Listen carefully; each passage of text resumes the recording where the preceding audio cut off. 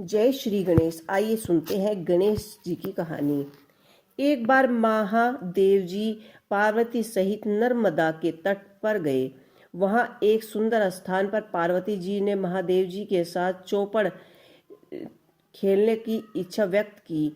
तब शिव जी ने कहा कि हमारे हार जीत का साक्षी कौन होगा। पार्वती जी ने तत्काल वहां की घास के तनिके बटोरे, एक पुतला बनाया और उसमें प्राण प्रतिष्ठा करके उसे कहा कि बेटा, हम चौपड़ खेलना चाहते हैं, किंतु यहाँ हार जीत का साक्षी कोई नहीं है, अतः खेल के अंत में तुम हमारी हार जीत का साक्षी होकर बताना कि हम में से कौन से की जीत हुई और किसकी हार। खेल आरंभ हुआ। देव यज्ञ से तीनों बार पार्वती जी ही जीती। अब अंत में बालक से हार जीत का निर्णय कराया गया तो उसने महादेव जी की विजय बताई। परिणामत पार्वती जी ने क्रोध होकर उसे एक पांव से लंगड़ा होने और वहां के कीचड़ में पड़ा रहकर दुख भोगने के लिए श्राप दिया।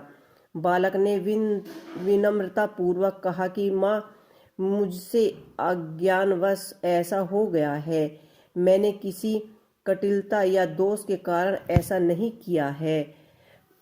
मुझे क्षमा करे तथा श्राप मुक्त करने का कोई उपाय बताए।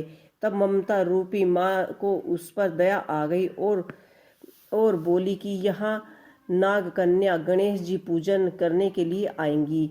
उसके उपदेश से तुम गणेश जी व्रत करके मुझसे प्राप्त करेंगे। इतना कहकर वह कैलाश पर्वत चले गए।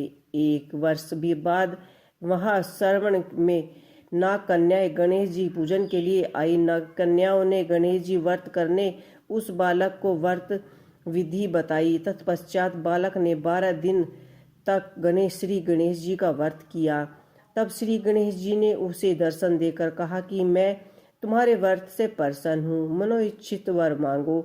बालक बोला कि भगवान, मेरे पाँव में इतनी शक्ति दे दो कि मैं कैलाश पर्वत पर अपनी माता पिता के पास पहुंच सकूं और वे मुझे प्रसन्न हो जाए। गणेश जी तथास्तु कहकर अंतर्धान हो गए। बालक भगवान शिव के चरणों में पहुंच गए। शिव जी ने उसे वहां तक पहुंचने के साधन के बारे में पूछा। तब बालक ने सारी कथा शिव जी को सुना दी। उधर उसे दिन से अप्रसन्न होकर पार्वती शिव जी से भी विमुख हो गई। परंतु भगवान शंकर ने भी बालक को कि इसी तरह 21 दिन प्रयत्न गणेश जी का व्रत किया, जिसके प्रभाव से पार्वती के मन में स्वयं महादेव जी से मिलने की इच्छा जागृत हुई।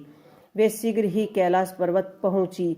वहां पहुंचकर पार्वती ने शिव जी से पूछा, भगवान, आपने ऐसा कौन सा उपाय किया जिसके फलस्वरूप मैं आपके पास भागी भागी चली आई। शिव जी ने गणेश जी व्रत का ऐतिहासिक उसने कह दिया। तब पार्वती जी ने अपने पुत्र कार्तिकेय से मिलने की इच्छा से 21 दिन प्रयत्न 21 की संख्या में दुआ पुष्प और लड्डुओं से गणेश जी का पूजन किया। 21वें दिन कार्तिकेय स्वयं ही माता पार्वती से मिलने आए। उन्होंने भी माँ के मुख से इस व्रत का महत्व सुनकर व्रत किया। कार्तिकेय ने यही व्रत विश्वामित्र जी को बताया। विश्वामित्र जी ने व्रत करके गणेश जी से जन्म से मुक्त होकर ब्रह्म ऋषि होने का वर मांगा। गणेश जी ने उसकी मनोकामनाएं पूर्ण की। ऐसे ही श्री गणेश जी जो भी उनकी पूजा करता है, सभी की मनोकामनाएं अवश्य ही पूर्ण करते हैं। एक बार महादेव जी स्नान करने के लिए भोगावती गए। उनके जाने के पश्चात पार्वती ने अपने तन के मैल से एक पुतला बनाया और उसका नाम गणेश रखा। पार्वती ने उसे कहा कि हे पुत्र, तुम एक मूंग दल लेकर द्वार पर बैठ जाओ, मैं भीतर जाकर स्नान करती हूँ।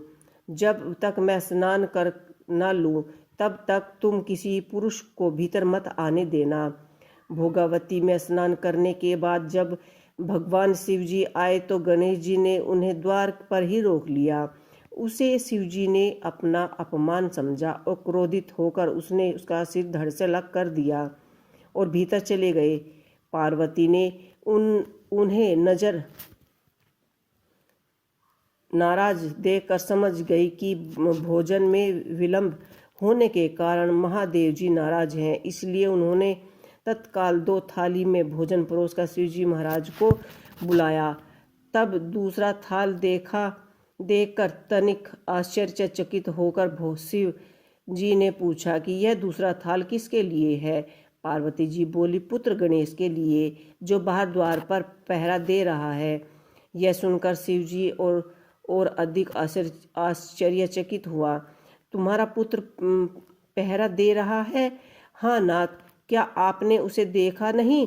देखा तो था, किंतु मैंने तो उसे रोके जाने पर उसे कोई उद्दंड बालक समझकर उसका सिर काट दिया।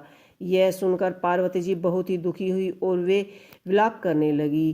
तब पार्वती जी को प्रसन्न करने के लिए भगवान शिव ने एक हाथी के बच्चे का सिर काट कर बालक के धड़ से जोड़ दिया। पार्वती जी इस प्रकार पुत्र गणेश को पाकर बहुत ही प्रसन्न हुई। उन्होंने पिता तथा पुत्र को प्रतिपूर्वक भोजन कराकर बाद में स्वयं भी भोजन कर लिया। यह घटना भद्रपद शुक्ल चतुर्थी को हुई थी, इसलिए तीर्थ पुण्य पर्व के रूप में यह मनाया जाता है। तो जो भी श्री गणेश जी की कहानी सुनता है, पढ़ता है, उसकी सभी मनोकामनाएं पूर्ण होती हैं। जय श्री गणेश।